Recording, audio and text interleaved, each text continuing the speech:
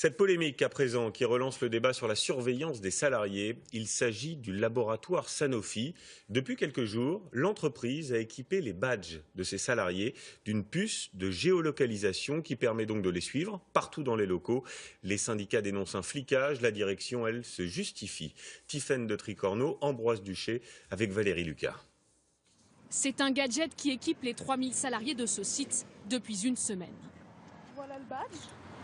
Donc ici on a la petite puce qui permet de nous géolocaliser. Un porte-badge dans lequel se cache une puce électronique. Une fois passées les portes de l'entreprise, elle enregistre en temps réel tous les mouvements des salariés. Ça enlève une partie de notre liberté vu qu'on sait qu'on est... On est regardé, on est suivi de très près. De toute façon, moi j'ai ma conscience pour moi, donc moi je travaille. Si je prends ma pause cigarette, mon responsable vient de passer, il m'a rien dit. Objectif de la puce pour la direction, mieux organiser l'espace de travail. Car sur ce nouveau site, personne n'a de bureau attitré. Chacun s'installe à l'endroit de son choix. L'entreprise veut savoir si les salles de réunion ou les bureaux sont assez nombreux.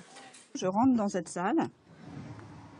Voilà, et avec le porte-badge, on sait qu'il y a un occupant présent dans cette salle à cet instant. L'objectif, c'est d'optimiser la gestion et l'utilisation de nos salles de réunion. Des porte-badges anonymes, le groupe affirme ne pas surveiller ses salariés. Mais les syndicats craignent l'utilisation de ces données à d'autres fins. Ils peuvent savoir à quel étage les gens vont prendre du café, combien de temps les gens passent globalement à la cantine, combien de temps les gens même passent aux toilettes, enfin tout est calculable. Une polémique dans un contexte social déjà tendu. Le groupe supprime 600 postes en France.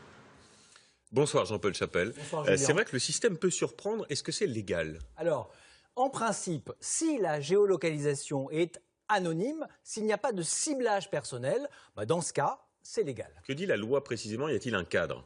Alors, puce électronique, caméra, téléphone, ordinateur, les techniques de surveillance personnelle sont nombreuses. Et dans tous les cas, l'employeur doit informer les salariés, pas besoin de leur accord, et le déclarer à la CNIL, la Commission nationale informatique et liberté.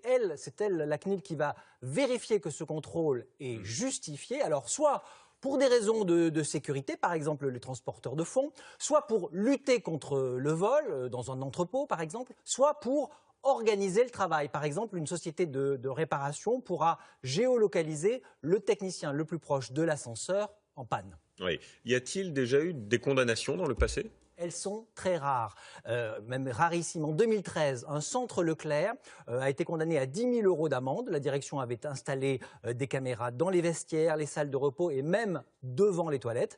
Et en 2014, les magasins Apple n'ont écopé que d'un rappel à l'ordre. Les caméras filmaient en permanence des salariés sans justification particulière. Merci Jean-Paul.